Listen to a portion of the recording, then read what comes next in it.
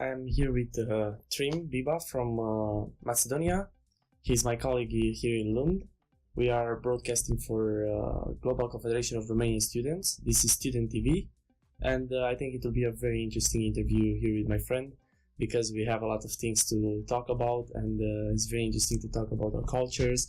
We have found a lot of similarities between us, and we are very excited because there are going to be some amazing years here in Lund. We're in Lund, Sweden, for those of you who don't know where is this Lund. And yeah, Trim, how are you? Good, thanks. How are you? Thank you for having me here. It's a pleasure. Thank you very much. I'm good. I mean, I'm in Sweden. It's one of the best countries to me, personally, in the world. It's great. All right, tell me some things about yourself, if you can. Yes, I was born in London. My parents are from Macedonia. Mm-hmm. My dad is Albanian. My mother is Macedonian. Yeah. And they moved to the UK in 1998-9, and I was born there. We lived there for 8 years, and then we moved to Skopje, to Macedonia, for 2 years. Mm-hmm. And then in the capital. Yes, in the capital. Mm-hmm. And then we lived for 2 years in Tirana, Albania. Yeah. And after that, we moved to Ohrid, which is a small town where my parents are from. It's in Macedonia. Mm-hmm. And we lived there for 8 years. So in total, I've changed 7 schools. Lund is my 8th institution. Whoa, that's crazy. Somehow. Yeah, it's a lot. You met a lot of different people. Yes, of course, places. but it's good. It's a nice experience. Mm-hmm. It's great when you have to reintroduce yourself all the time. Yeah, all the time. So, yeah. And how was it structured? Firstly, there were kindergarten in England and first yes, I grade? actually when I was little, between the first year of primary school, I was going to nursery and kindergarten in the UK and Macedonia as well. Mm-hmm. But at that time, nursery. Yeah, it's called nursery kindergarten. You can start. That's similar. I understand. Yeah, very interesting. So you can. I was only speaking English at the time. So when I would go to Macedonia, I'd go to the nursery, the kindergarten, which was in Albanian, Macedonian. But I would speak English there. So, you didn't know? No, I learned Albanian and Macedonian when I moved to Skopje, and I was in my 3rd year of primary school. Mm-hmm. And I started school in Albanian, but I didn't speak any Albanian. Oh, God. So from the help of my lovely teacher, which was there in Skopje, she voluntarily came 1 hour or 45 minutes before lessons to help me and teach me Albanian. And plus, because my grandfather is a retired primary school teacher, so he'd teach me as well and help me. So it was tough, but I managed to learn them. So, and then afterwards I was studying in Albania. So mainly your first language and your other language was English? Yes. Somehow. Yeah. Because you were born there and you started to talk in English. Yes. But with your parents, you were talking in English as well when you were in the beginning, yes. However, let's say now I talk to them in 3 languages. So we mix 3 languages in one sentence. That's sometimes. very interesting. Yeah. Yeah, I know. By the way, fun fact is that there is this poker player, because I like to watch poker, and his parents are from Romania, but he moved in Canada. He was born in Canada. Mm-hmm. His name is Daniel Negreanu, if you heard about it. Maybe. And exactly the same. He was saying exactly the same things that his mother, for example, was telling him both in English and in Romanian, go upstairs and bring adu aspiratorul. Yeah. Something like bring the vacuum cleaner. Yeah. And it's very fun. I think it's interesting. Yeah. But let's talk step by step in every city. How was the feeling of being in those kind of cities? Before, firstly, you were in London. Mm-hmm. Mm-hmm. So that's one of the biggest cities in the world. Yes, it is one of the biggest, and I mean, it's not like I'm being biased, but I think it is the center of the world. It was one of the main centers of the world before, and then maybe you could say now America is, but it still is. It's a huge place. You can easily find every single culture of the world there. Mm-hmm. It was interesting there. The only thing is that I think there are so many opportunities there.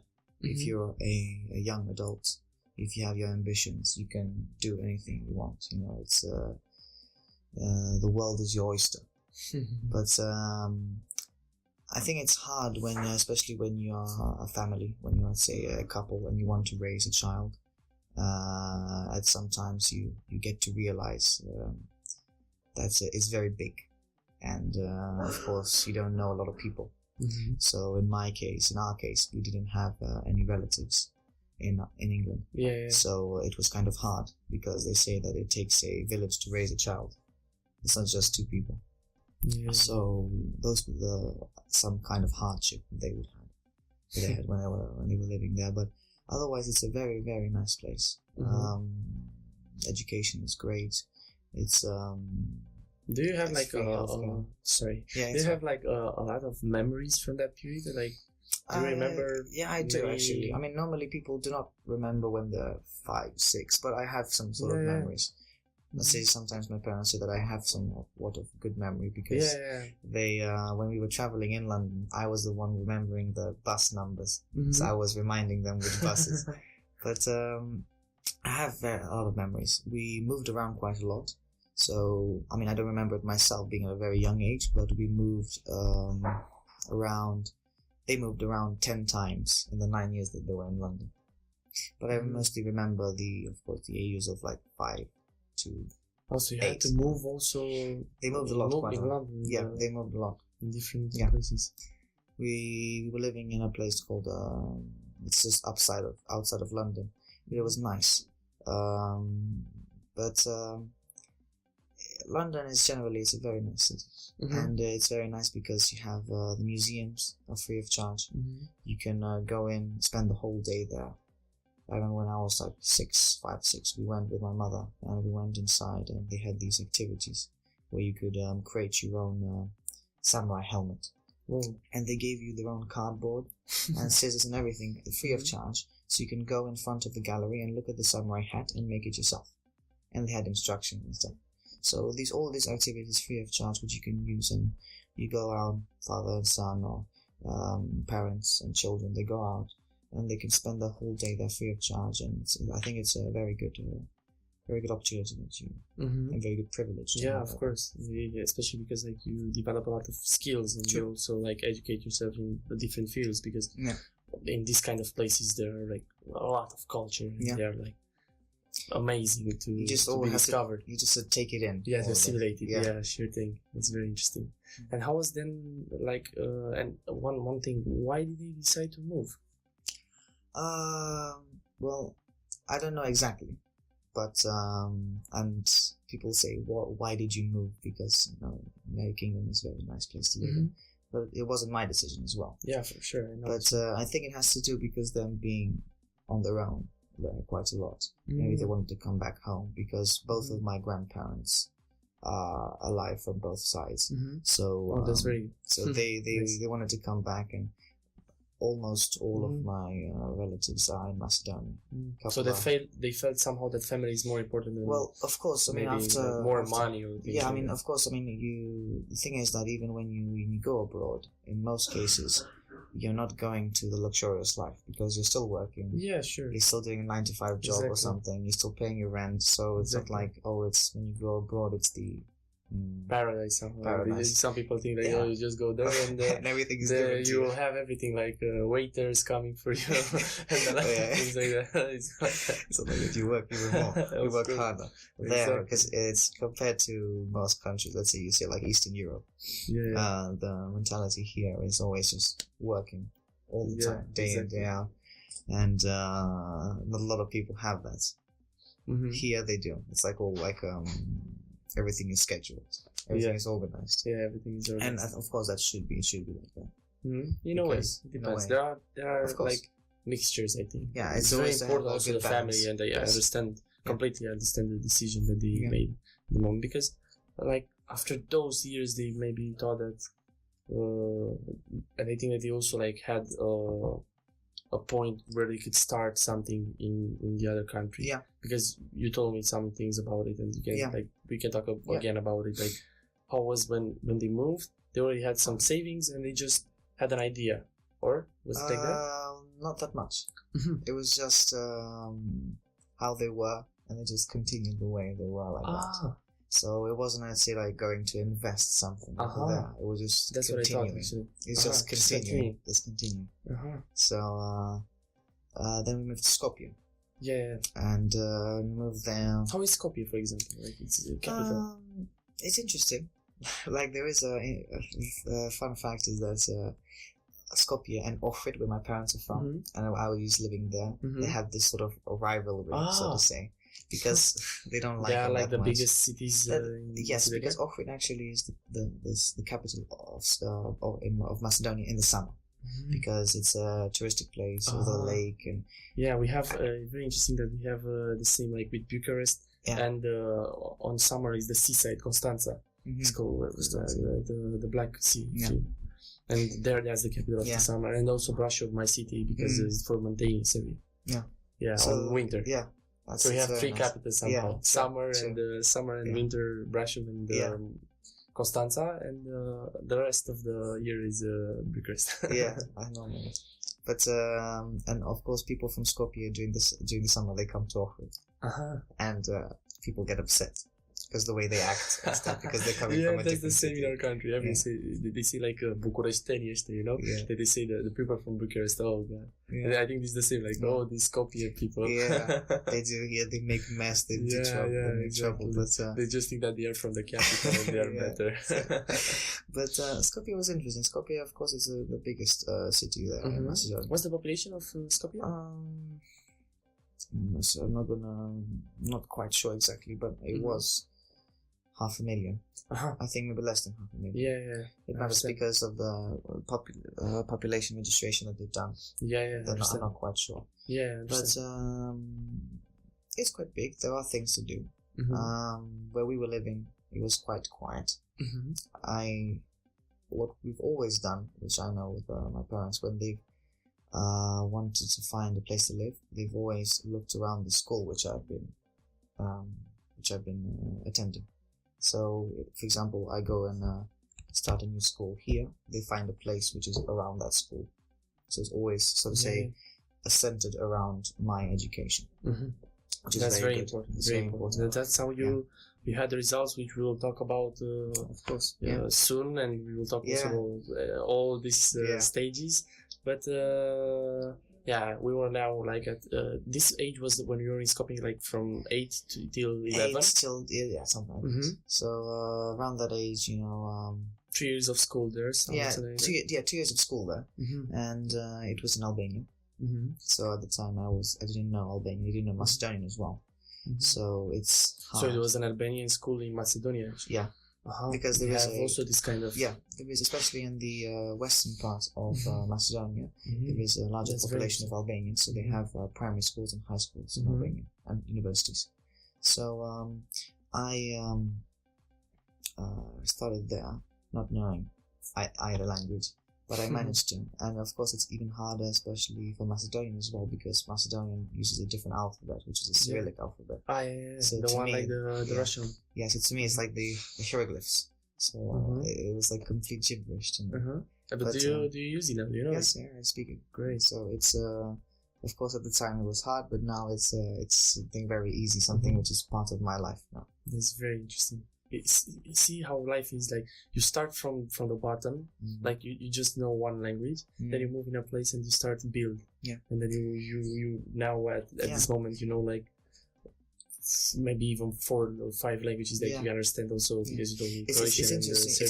It's interesting how at the time, for example, you do not know it, and because it's like a process mostly, either learning a language or an instrument or something. So when you after a period of time, you don't realize that process. To you, it's actually you think that it's just normal, because you don't. Of course, when it's a process, you don't realize it. Exactly. So especially when you're so young. Yes, and then after it happens, when you look back and you remember, hey, at that time I didn't speak this. I couldn't do this. And now I can do like anything. I can speak it so well. And there's no problem. That's very interesting. And of course, that's the reward of it, is speaking with other people, getting to communicate. And you feel good because you can Yes. speak like in a different language, and Yeah. it's a special experience. Yes, it's good because especially languages is a great way to in order to interact, sort of to bond with people, Yeah, especially if it's their own native language. exactly. It's good. And there are so many advantages in learning languages. Like you develop your mind as well, and I don't know. It just feels like there is such a great thing, because you can understand better the culture of that country as well. Of course. So it's something very, very special in this world to learn new languages and to understand the cultures and to move in these kind of places, because that's the advantage of our generation, that we have the chance to discover more than our parents had. We have everything on our fingertips. So one click away, we can find. Exactly. We can learn a new language. One click away. Exactly. So, all right. it's easy. And now let's go to the next part of your life, Yeah. which is when you moved in the Tirana. capital of Albania. Yeah. Yes, to Tirana. We moved there because my dad is an actor and director, so he is in the show business. So normally he's worked in theatre, and he has worked on TV as well. Oh, that's very nice. So when we moved to Tirana, because he has finished his high school, his university studies there in Tirana. So University of Tirana. It's called Academia Artele de Bucura. It's the Academy of the Beautiful Arts. That's what it's called. Yeah. So he studied there, and he finished his studies as an actor and a director as well, since he finished his studies quite quickly. Because of him finishing university there, of course, a lot of acquaintances like we have now here in England, and we will have a lot more acquaintances. Yeah, for sure. But he went there into the TV channels, a couple of different shows, these talent shows and Big Brother. And he was like producing them.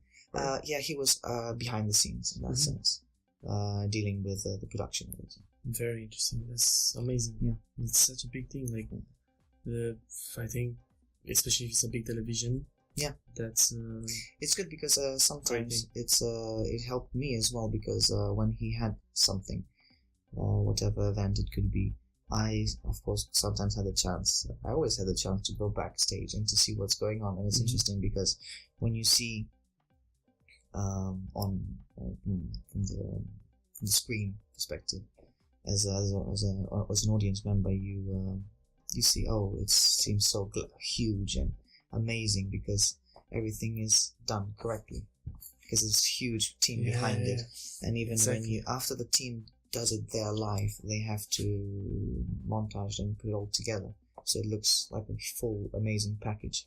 And when you go back, you see everything is in little pieces. Everybody has their own role into making that amazing thing.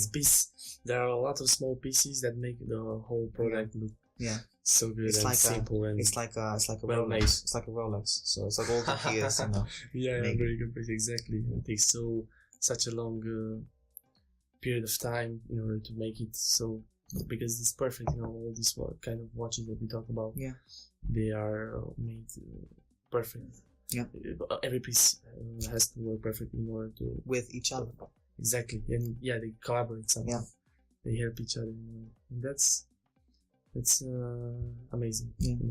Over there, then when I was the first year when we were living in Tirana, we were living in one place, in one school. How long have you been there? 2 years in Tirana. And that's helped. So this is like from 2011 till 13. Yeah. So when I was there, it helped me even learn. Actually, no, it's like from 2009 to 2000. I mean the age that you. Age was 10 to 12. Something like that, or 11 to 13. Yeah.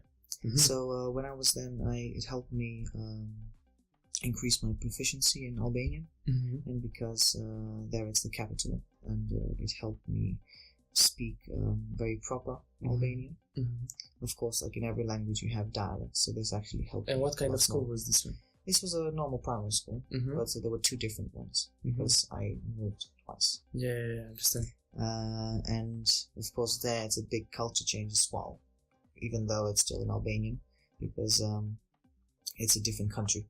Yeah. And are there like slight big differences between Albania and Macedonia? I'm not sure. There is something, not very much.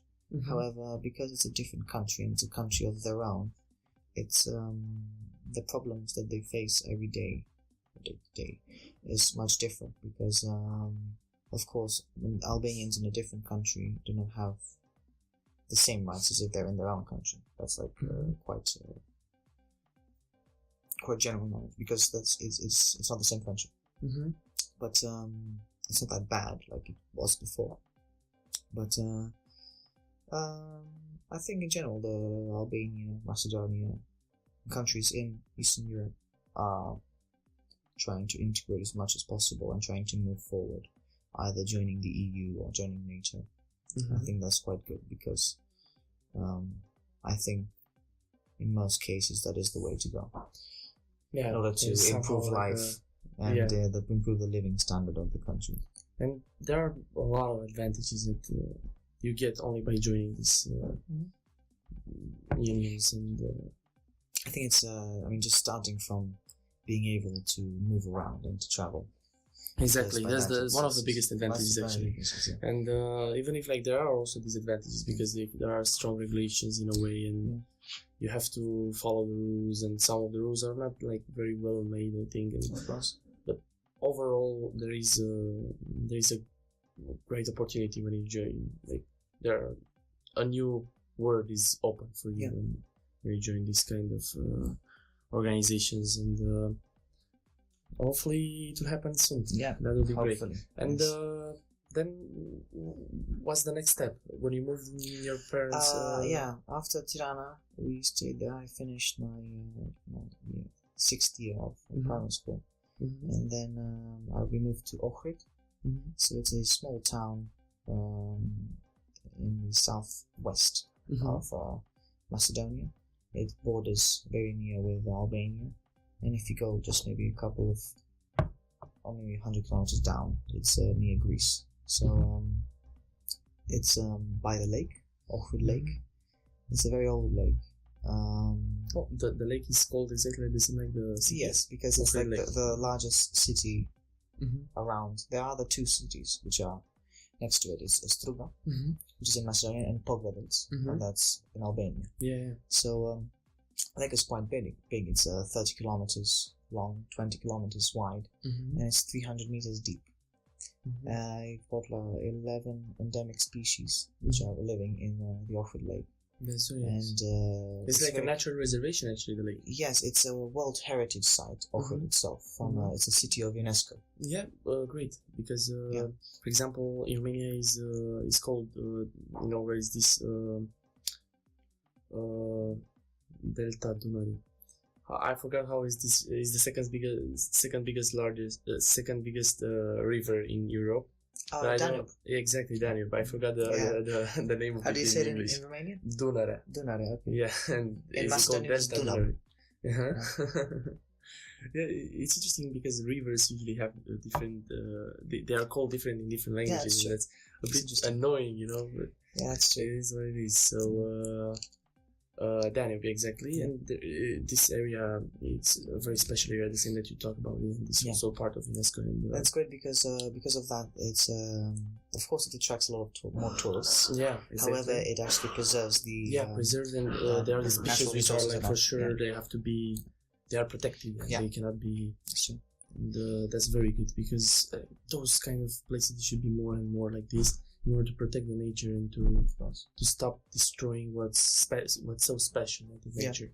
Of course, it's been there for a long time, and as it's much easier to destroy something than to create. Than to preserve and to keep it in a good way and peacefully as well. This Ohrid is a very nice town. I've spent my teenage years there, so. The thing is, Ohrid is a very old town with a lot of history to it. normally, especially that area, has been sort of the division between the Roman Empire as well. Mm-hmm. The Roman Empire and the Byzantine Empire. Oh, so somewhere there it was the border between them. You could say, because you can notice with the like with the churches there and all the temples, that it's there is a mixture of cultures. I think that there is a mixture of cultures, and the trade route in the Roman Empire, the Via Egnatia, has passed there nearby. And so they still have like some ruins or things like that. There are ruins there actually. But the thing about that thing is that, of course, when you have the trade route nearby, things have happened. Things have occurred, exactly. You mean the biggest route that was built by the Roman Empire in the history? I know, but it was crossing also the parts of my country, which was called at the moment Dacia. When they became part of Roman Empire because it was a very rich area, and that was one of the most important, or actually the most important road in Europe at that moment.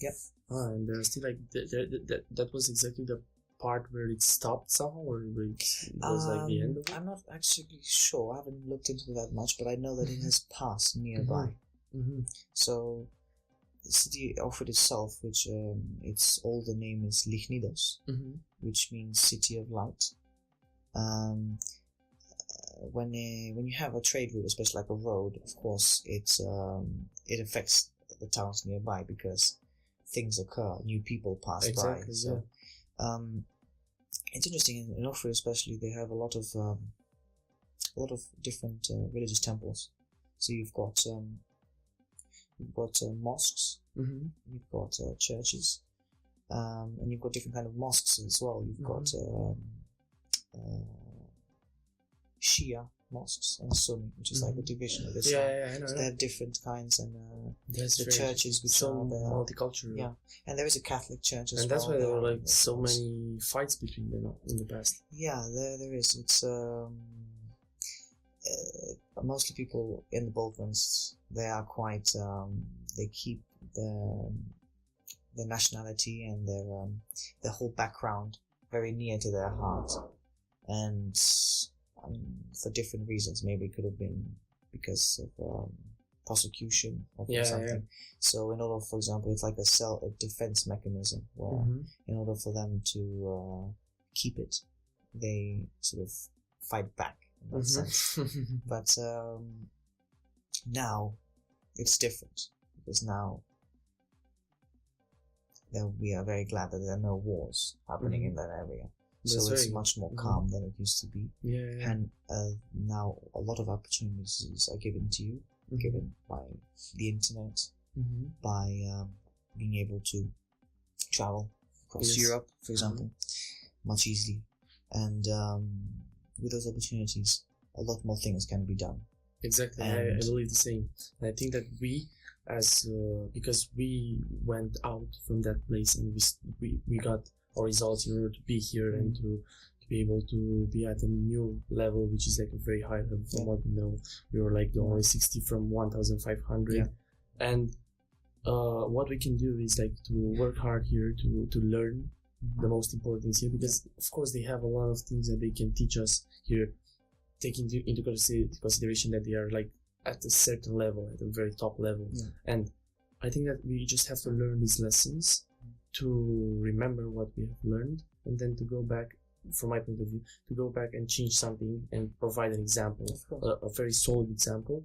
And if there are like, let's say 1,000 like us, for sure a massive change will happen, because I believe that, and that's what we all, the organization Global Confederation of Romanian Students, we believe in these things, and that's why we do all these activities and interviews. And now we will develop in this area where I will do a lot of interviews with you and with our colleagues, because I want to learn from everybody, from every experience, and as well to create these relationships between ourselves and to build something together, because I really believe that we together we are stronger, and especially at this level where we already have done some things in our lives and we learned some things, and we are still learning all the times, and we are like ambitious and we want to do something. It's always good to be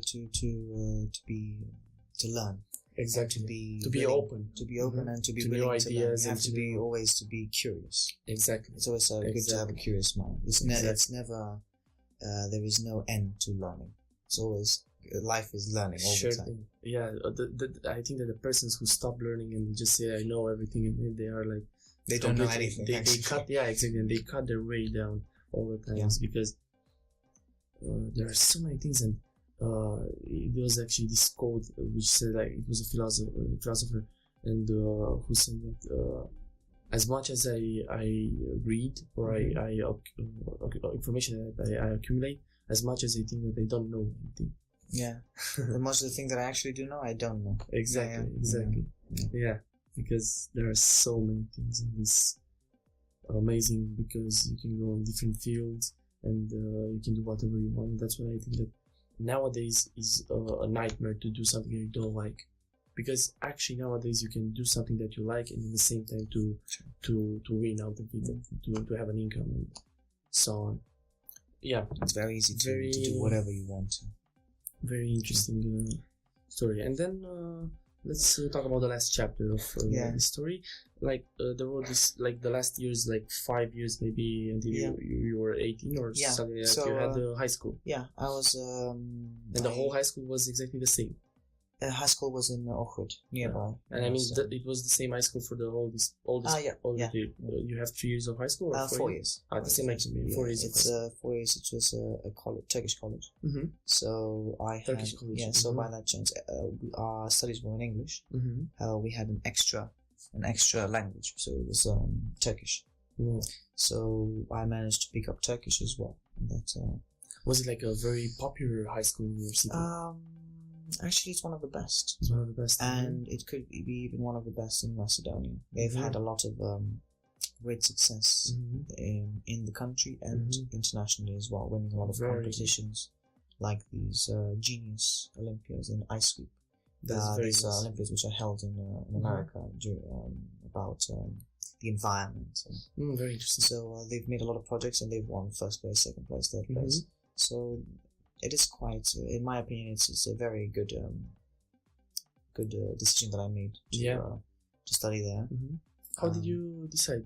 I actually wasn't planning on going there. However, I managed to get a scholarship.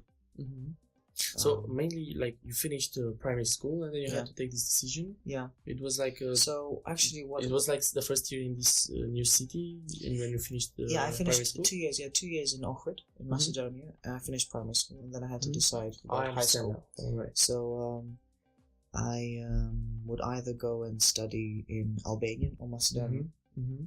The Albanian high school is quite further away. So the Macedonian high school is in my town. So I was still thinking what to do.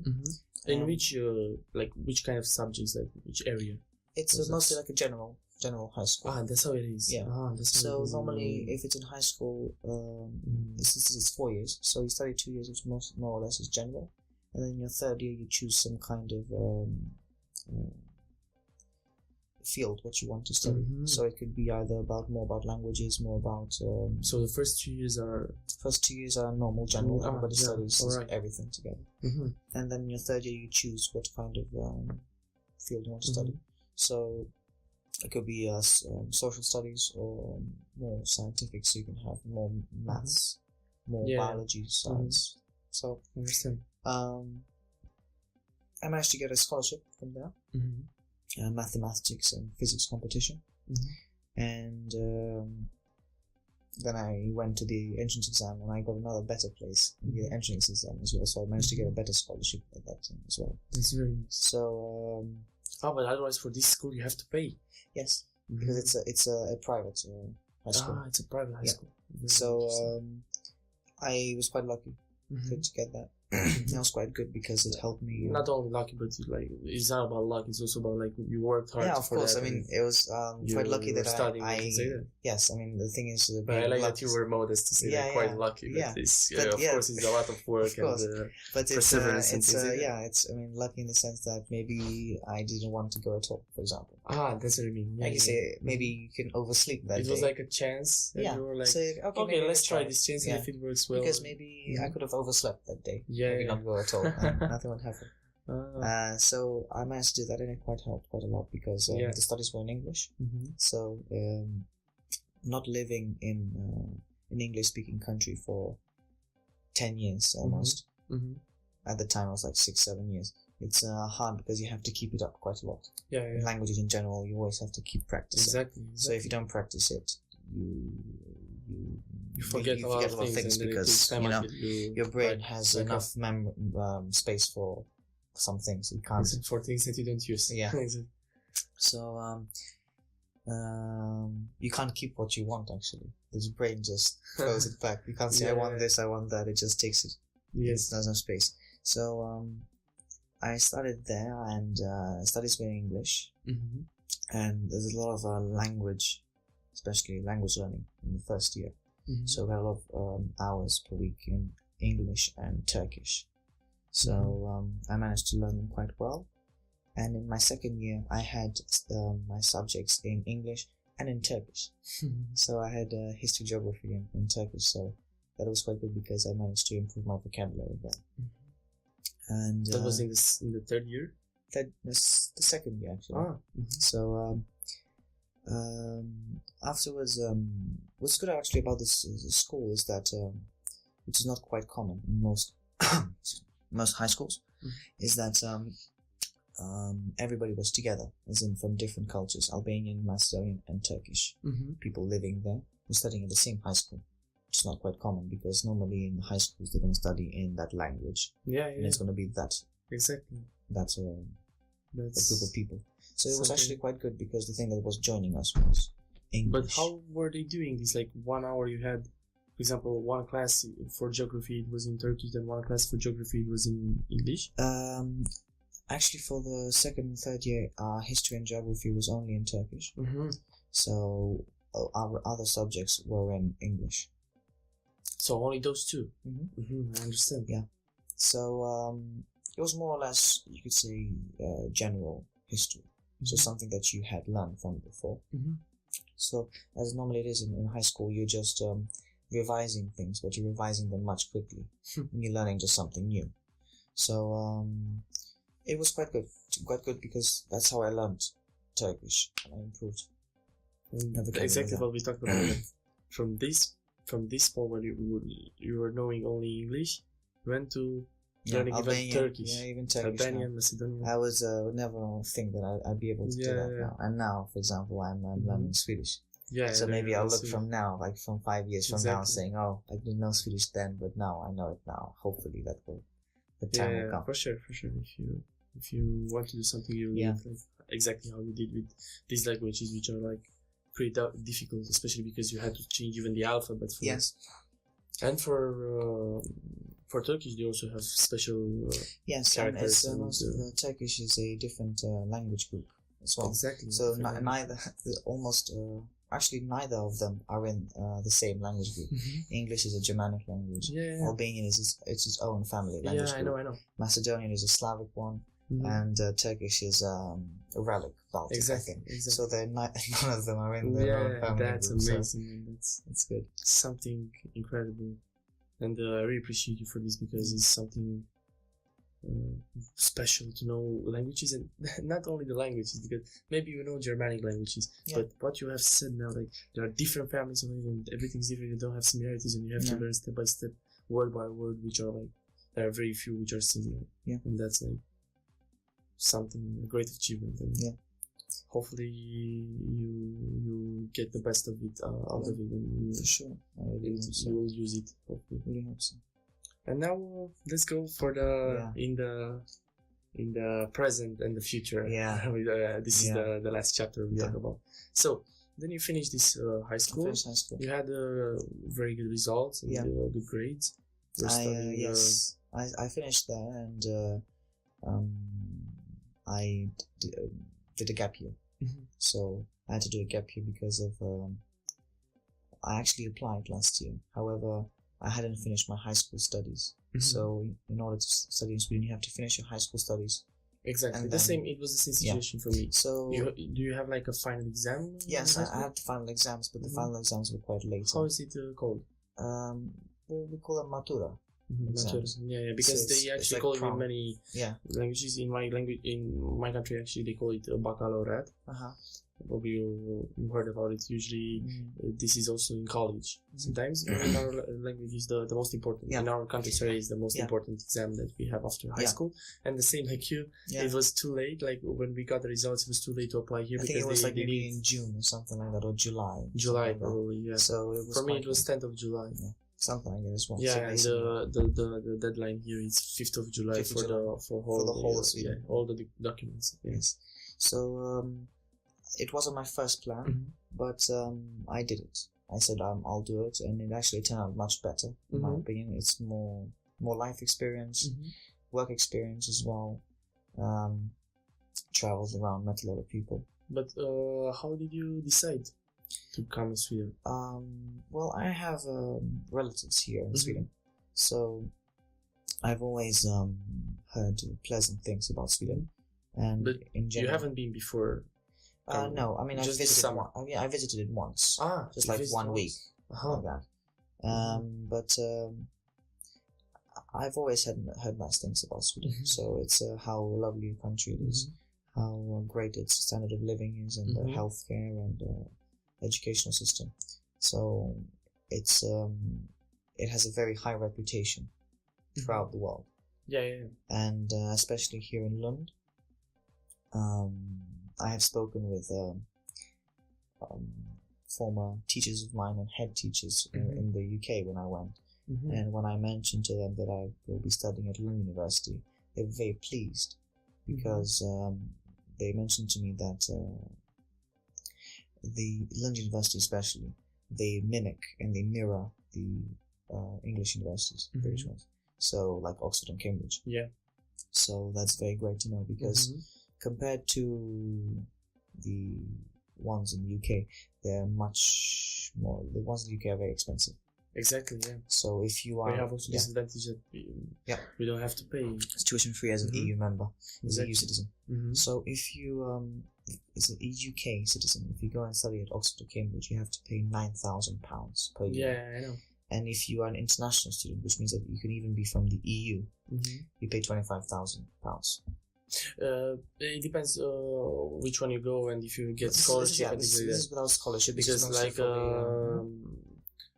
at our universities is like, from what I know, like 8,000, 9,000 per year. But still, it's a lot. It's a lot. And you don't have to make a student loan just for that. Just for that. And here, like, you don't pay, and you still like can have other advantages, which like the things that we talked about now, and that's like why we are so. I am so lucky because of this organization that I discovered like almost 2 years ago. I had the chance to come here to get the advantage of being member of European Union and not paying a tuition fee, and still getting the somehow called scholarship or CSN, how is it called? And to have this advantage that I don't have to ask my parents for money, and I can support myself, and I have the same advantages as Swedish, and also the information that I've told you about, and that is everything is structured on our website. And that's why I really love that these very nice Romanians, which like my colleagues in the organization, they build this, and they believe that they can help others, and they did it just because they knew that together, and what we talked about, that together we are stronger. And then we came here. I came here, and it was very nice. And then when I've got the answer that I can take the CSN as well, everything became like a dream. It's still like a dream. And now, because my dream was to study at international business at Lund University, I just changed the university last year from international politics and economics in Trollhättan, and I'm very happy with my decision because it is so nice, and we have also good, nice colleagues. I met you, for example, which you are like a very nice person. We talked a lot of things, and we try to help each other in order to develop ourselves and to have good results and to do great things. That's amazing, you know, like the fact that we are here and we can do so many things, and we have all these opportunities, and we really want to do it, you know. That's very important. And yeah, I think those stories are very, very interesting, and I really like. I have a big pleasure to talk with you about those things, and we can still continue with this story. And I would like to ask you now a bit about what do you think, like from what I told you about the organization. What do you think about it? If you can give me like some. Well, I don't know that much. However, I think it's very good because for myself, I do not have that kind of organization behind me. I haven't checked that much. So I think it's a very great help, especially when you're in a new country, when you don't know a lot of people, you don't know who to turn to. Because when you're in a new country, you've got new systems as well, and new documents, new things that you need to do and follow. Exactly. So it's always good to have some kind of helping hand that can not help you financially or something, but just guide you. Just say, go here, because they are helping you. They're giving you time. They're giving you extra time in that sense. You don't spend time elsewhere. Exactly. But by that sort of guiding, they help you be more efficient, so you can finish things faster. Because of course, when you're everywhere, you have to register. May I mention the real example, the situation that was like with the personal number that you had to do, and because I really wanted to help you, and I knew already because we had this information from my colleagues, and everything is like on our website. I could actually help you to get a personal number exactly how it was from the beginning, because you firstly applied, but you didn't know exactly, because here they don't actually tell you what you need in order to have the personal number. We are considering as well, I myself and us together, to go and talk with members of the union and of the faculty in order to give them this first-hand information to other students. Exactly. Because of course we are giving them time. Because we give them time. And this is a very important thing. The personal number here is very important, because you have seen how many things you can do with it, and you go at another level when you. It's the key to move forward. Exactly. So you start actually to you're official here. Officially here, yeah. So I think I'll be glad to spread that information to the people who need it, because that's very, very important. That's what we try to do for our firstly for our colleagues, and from our organization, and then of course we will develop and we try to help as much. But for the beginning, it's something that we consider we have to do it for our fellows, let's say, our of course compatriots. Yes, and, the thing is, it's a great example for other people who need to do this as well. Exactly.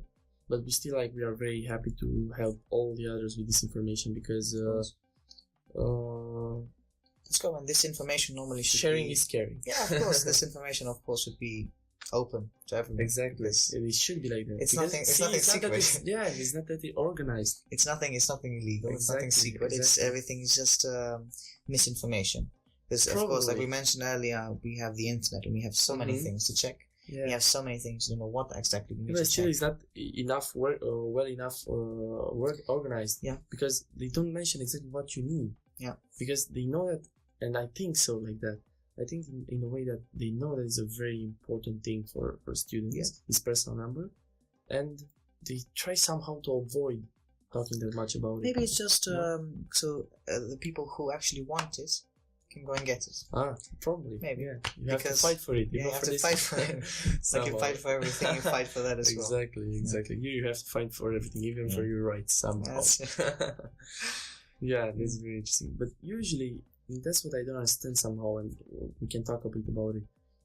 Usually, because at the university where I've been, they usually organize this thing for all the students, and they provide the information. But now I think it didn't happen. Like, did you hear about an event where they was talking about how to get this? I don't think so. I didn't attend the arrival day, which was for the international students, but I cannot say if they did exactly mention it or not. But I mean that happened. Has happened. I mean, I received mine, and I'm quite happy that I have. And now you'll get also your ID my card. ID card as well. So you go waiting for on that. Monday. Yeah, going this next Very week. good, very good. So we'll see about that. I think we can. I'd be happy and gladly able to provide people with this information. That's very good. And we will have also other things that we will try to organize somehow. Because I think because we are actually first years now.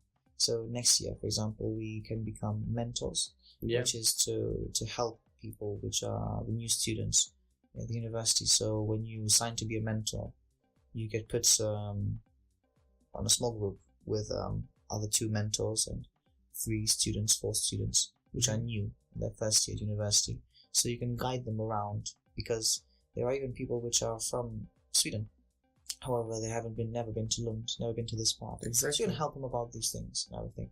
And then you've got people which are from Scandinavia, and they're moving to Sweden. And you have people who are not even from this continent, and they've moved here. So exactly, for them it's even more difficult. Of course. No, it's good to guide. It's always good to guide. But now I would like to talk a bit about how was the introductory days and this novice week and everything. The novice week was actually it's a very nice experience. I think I was thinking I didn't actually know what. So first, let's start from the beginning. You came here. When I was in Macedonia. I actually arrived here in Malmo in Skåne. I was here like 2 months. And I got to see the place, to know the surroundings and everything. You came at your relatives? Yeah. And afterwards I went back for the summer, and I got informed by my mentors, which is very good, that do not miss this novice week. Don't miss it. Try to buy a ticket for it. So I decided to buy the ticket to attend it, and I think it was a very good decision. It's 1 week of activities and bonding, and getting to know the committees as well in the faculty. So it's quite a overall very good experience, because you get to know a lot of people, and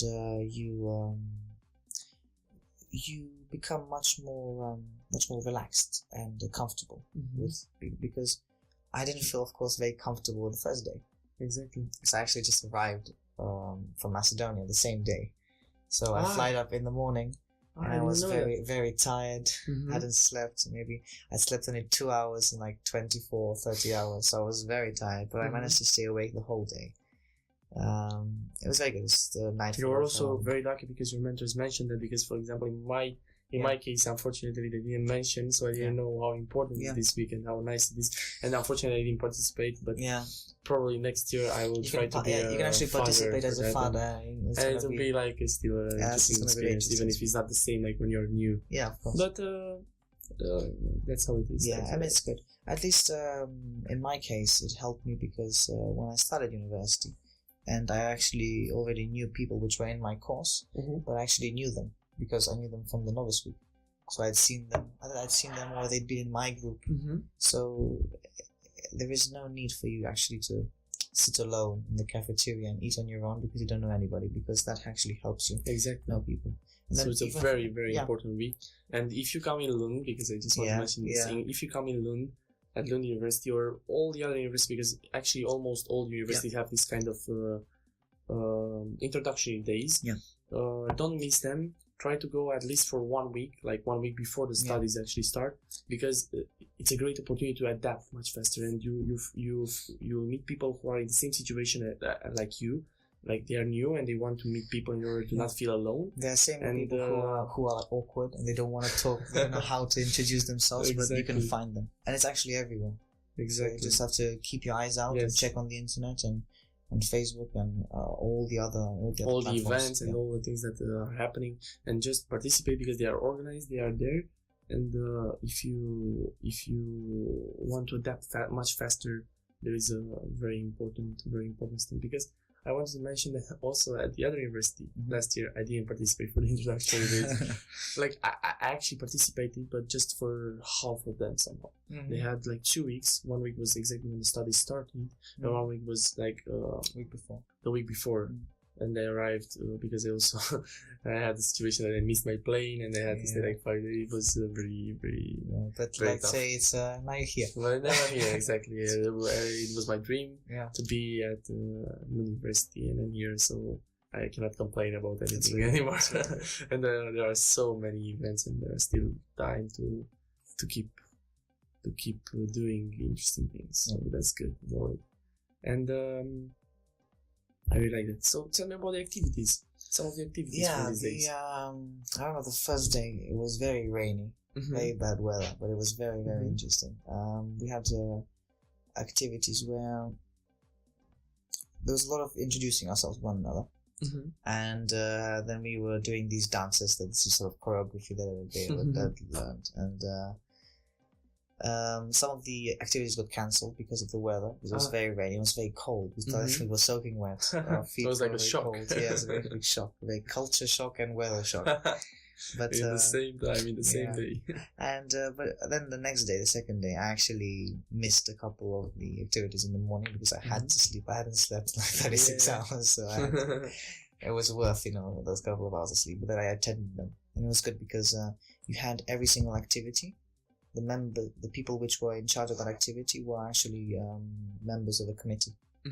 So while they were before they do the activity, they were actually explaining about the committee. Because being a member of a committee, which is being an active member of Lund Economina, is very good because it's this sort of voluntary work which you do in order to help the faculty and the students which are there. So it's very good because you have this sort of environment where you're getting to know how to deal in a workspace, how to interact with people, exactly, and how to be a part of a group and part of a team. It's still important for your future jobs. Yeah, because you're not going to be able to avoid it. It's exactly like a job that you have, but you just it's just a job where it's much more fun, and you have people which are like you, students, exactly. And I think it's a very good experience. And if anybody is in doubt of whether to go to university and to help around with those kind of committees and boards and being a member, they should really do that, and I really suggest doing it. I already applied for a couple. I got accepted somewhere, and I'm still waiting for a couple of positions. But I think it's very good because it's the next step in order to interact with more people, especially let's say in international business, in the business field and economics. You have to have a nice, very big network.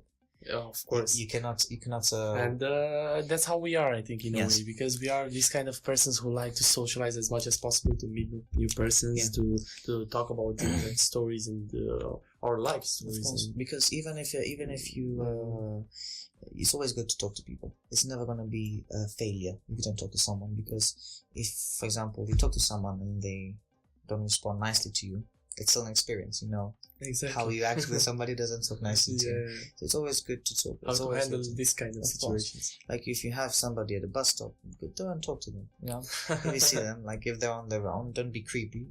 But just say a nice hello, pleasant hello. You can talk about the weather. Like people in England, do they talk about the weather?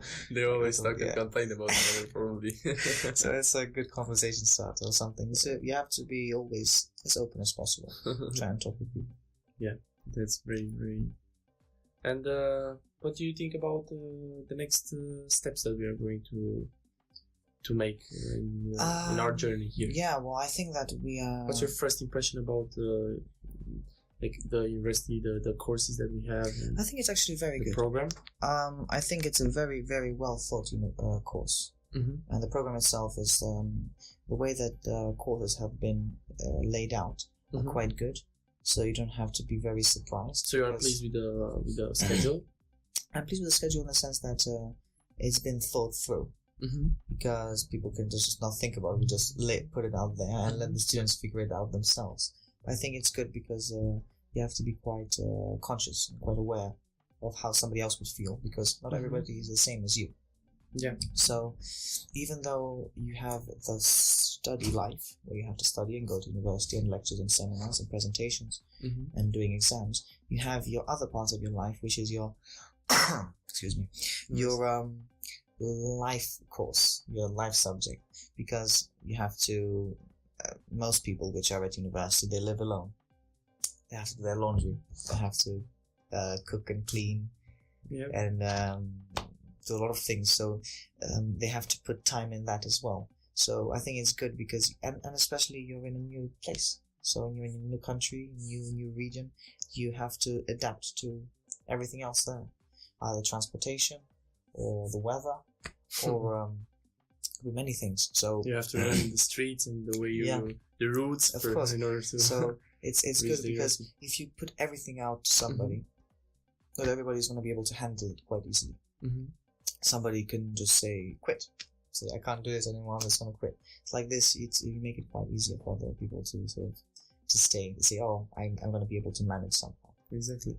And I think most people will be able to manage. Everybody can manage, actually. Of course, it just depends if you really want to do it and if you just like how ambitious you are. Yeah. Talking about our about the organization again, and just tell the people that you have seen another kind of culture here next to me. It's exactly, he has a lot of stories and he's a very impressive person. And by the way, because I want to mention, you are a special case because he had the maximum merit grade that you can merit rating that you can have when you apply for at university admissions in Sweden, the 22.5, and I couldn't believe when he told me that, and it was very interesting. So that's why I wanted him to have this interview with me, and I'm very glad that he did it. You can see that he has a lot of things to say, and exactly like me, how I met Trim, and now we are friends, and we talk about a lot of things, and we can help each other in a lot of situations. You can be the same next year. When there will be new admissions, if you're in your last year of high school, just believe in your dreams. Dreams come true. I was dreaming to study here. I'm very glad that I'm here. There are so many opportunities. There's so many activities. There are so many people. And of course, with the help of Global Confederation of Romanian Students, because without them, I wouldn't be here. I wouldn't know about this idea. I wouldn't have the chance to support myself without my parents, without the help of my parents. And I couldn't do all these amazing things that I'm doing. Probably I would be just in Romania studying something which I would like probably because I always choose things that I like. So I for sure I would do a good job there as well. But it's a complete new level, and especially because I want to learn from another level, like to learn from a country which developed a lot, and they can show me so many new things and very important stuff that I can then bring in my own country and help them out in a way that I think is good for everybody. So just believe in your dreams. If you want to know more things about the organization and about my next the next persons which I will have interviews with, and just contact us, ask us about everything. Try to check as much information as possible, and one day you will be here or at a university in Sweden or Holland or wherever you want to go, and we will be glad to help you. And might be the next guest on this. The next guest, exactly. The next guest in this very interesting discussions that we have.